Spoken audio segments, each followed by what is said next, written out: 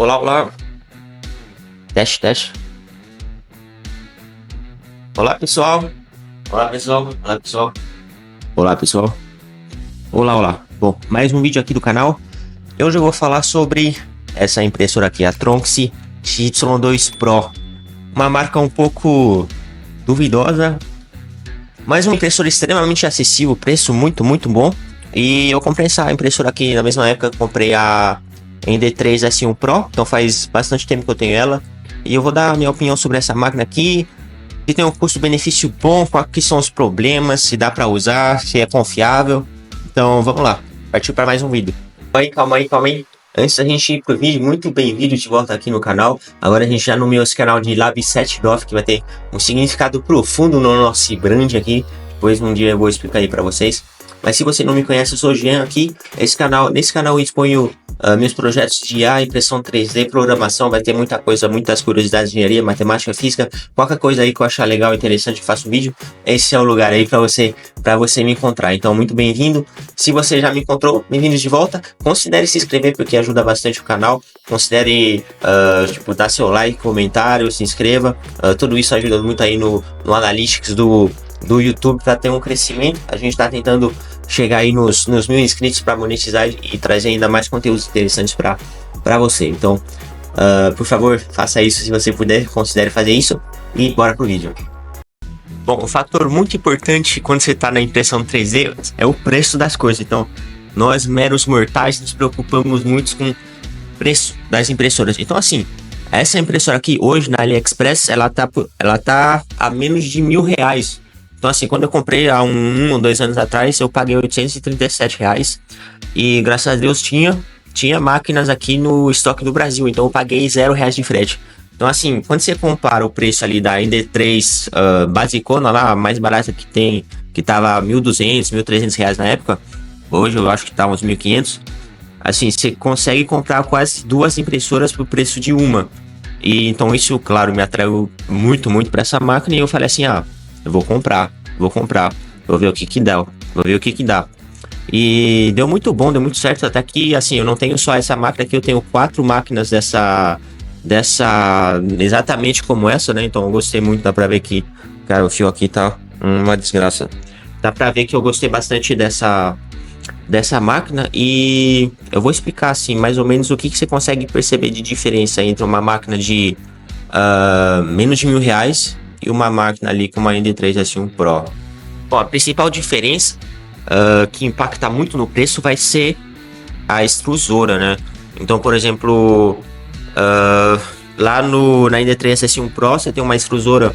Eu chamo de extrusora, é tipo essa parte aqui vermelha aqui. Depois eu dou um zoom aqui, vai aparecer a imagem em algum lugar aqui. Então a extrusora ela é ultra simples, né? Essa vermelha você consegue comprar super fácil por menos de R$50 aí no AliExpress ou no Mercado Livre. E ele é do tipo Bonder, essa impressora é tipo Bonder, então não é uma extrusão direta.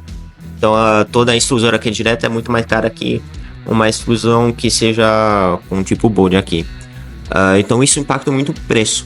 Aí depois, por que essa máquina ela é mais barata, por exemplo, que a ND3 S1, porque a placa dela, ela é diferente, né? Ela é um pouco pior, digamos assim.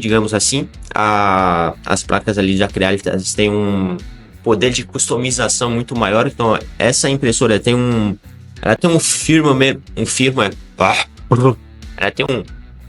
meio que fechado, então é bem difícil você mudar o software dela, até para colocar, por exemplo, caramba, esqueci qual que é o nome.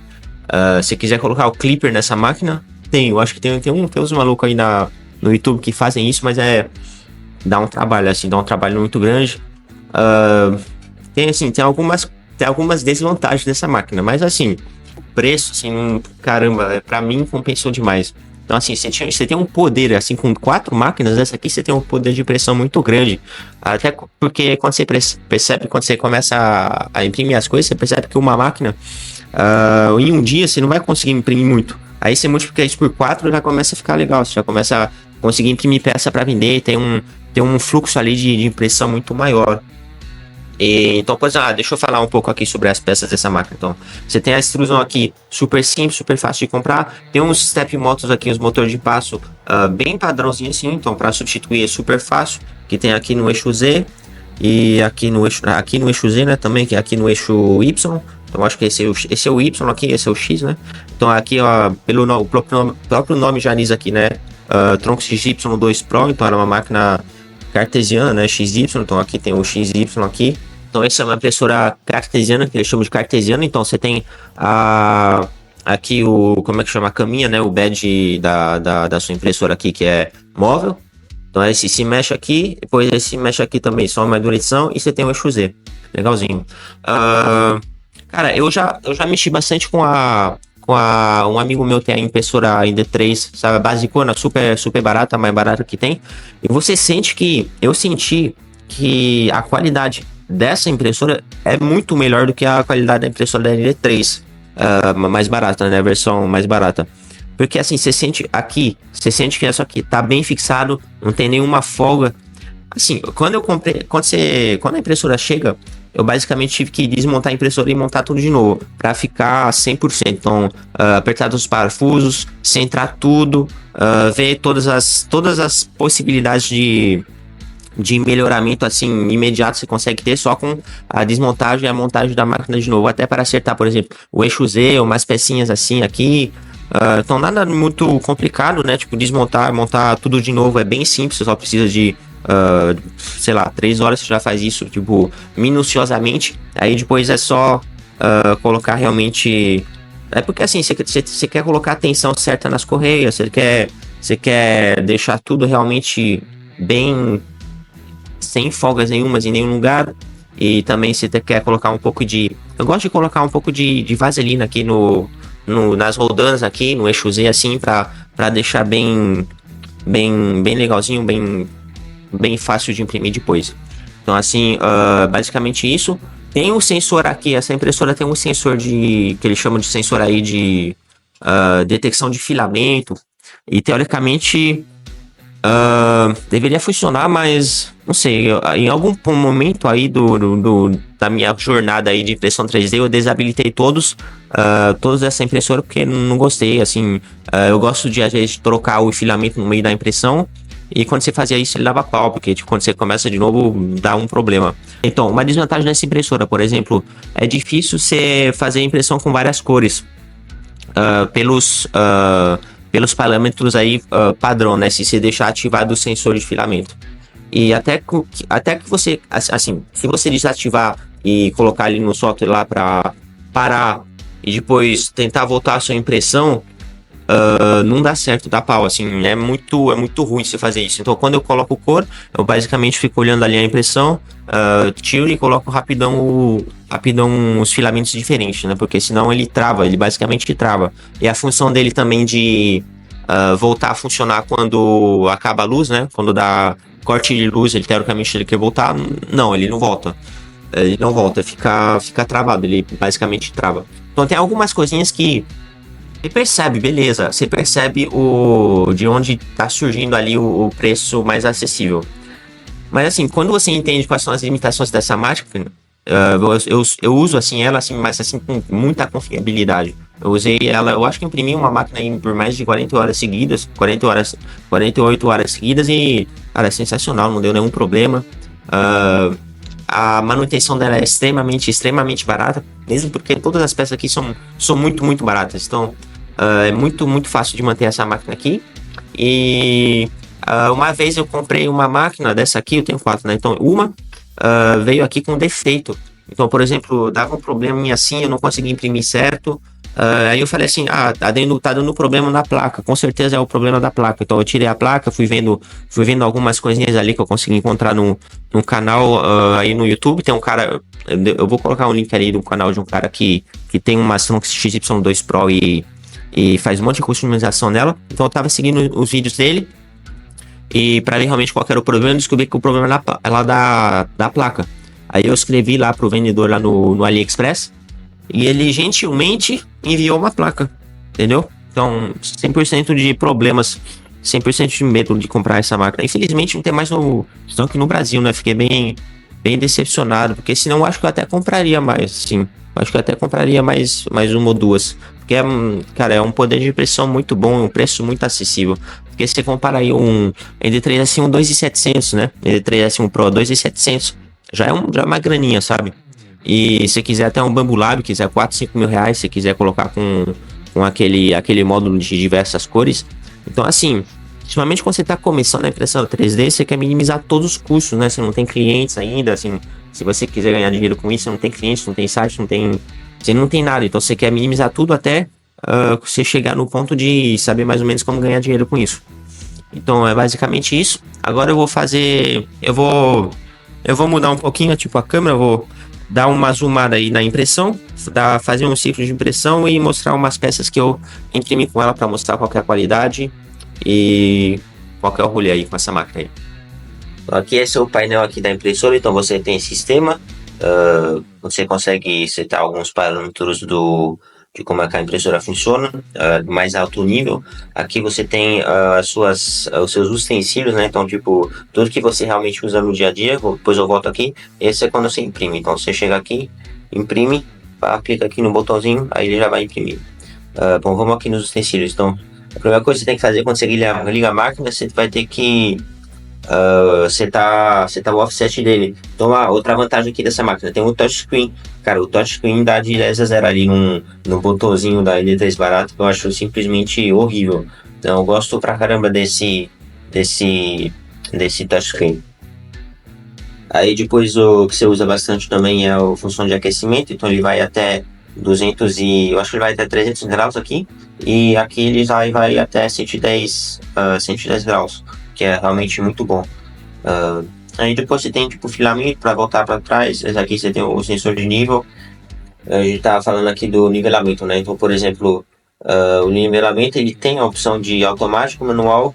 E, por exemplo, se eu for aqui no automático, ele vai em todos esses pontos e ele vai verificar qual que é a diferença, né? Então, por exemplo, ele não vai fazer um mapeamento 3D, ele só vai verificar se o nivelamento tá bom ou não. Ele chama isso de nivelamento automático. Então, olha só, aqui ele está todo zerado, ele pega em relação a algum centro aqui, e depois ele vai em todos esses pontos medir a diferença aí entre o central e o próprio ponto. Então aqui ó, 0.042, está bem nivelado. Vou parar aqui. Aí quando você fizer o nível manual, você vai ter que escolher onde é que você quer que a ponta aí tenha aqui, e aí você ajusta ali nas rodanas o seu nível. Então assim, isso é realmente uma feature assim, extremamente positiva dessa máquina, que não tem nem comparação com o que você tem que fazer lá na ND3 para conseguir resolver o problema de nivelamento. Outro detalhe dessa máquina é que assim, ele funciona com... você tem que colocar o seu formatinho ali, o seu G-Code nessa micro SD, e a micro SD ela entra diretamente aqui atrás da máquina, viu? Então tipo, não é um negócio mais prático de fazer, mas aí tem o cabo aqui também de internet e tem esse cabo micro SD. Você tem como colocar um adaptador aí para jogar a entrada lá para frente, mas eu acabei me acostumando com isso aqui.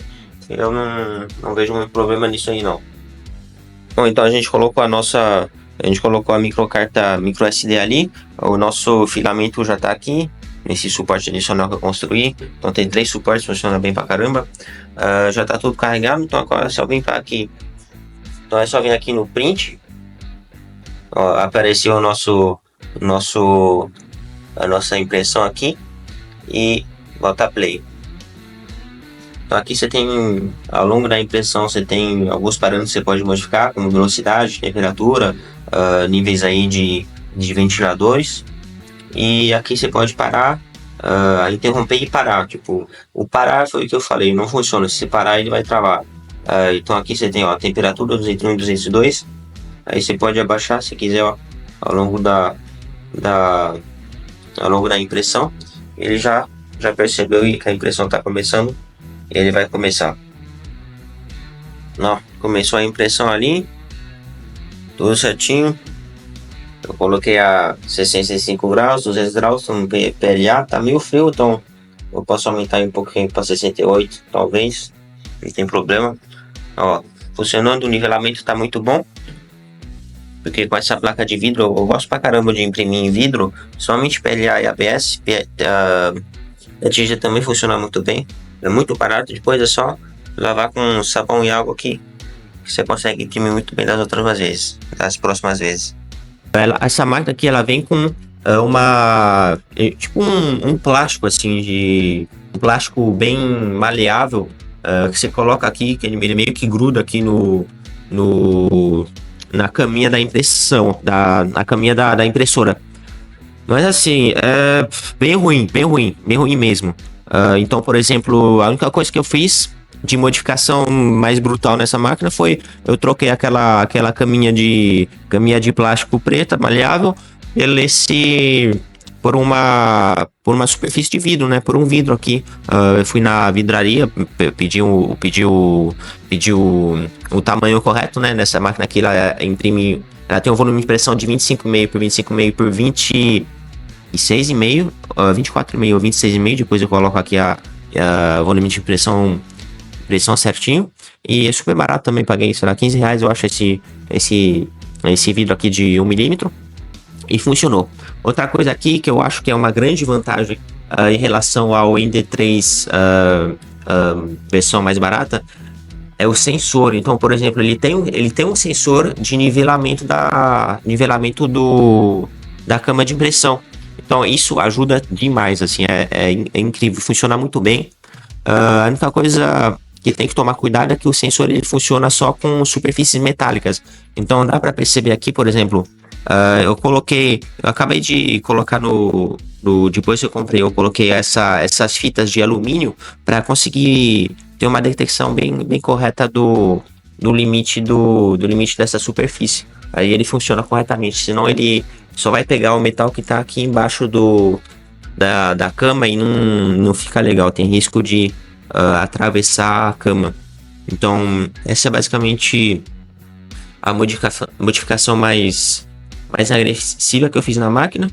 Eu acho que é um ponto muito positivo nessa faixa de preço. Nenhuma outra impressora tem um sensor de nivelamento automático, então é muito bom. Assim, ele não tem o nivelamento automático, ele só tem o sensor. Então você consegue ir em vários pontos e ajustar ali com a mão, e fica bem legal. Enquanto que a ND3 assim, o Pro, ela tem o nivelamento automático, ela faz todo o mapeamento 3D da superfície automaticamente depois para você. Aqui não, né? Bem mais simples, então não dá para fazer isso. Mas vamos lá.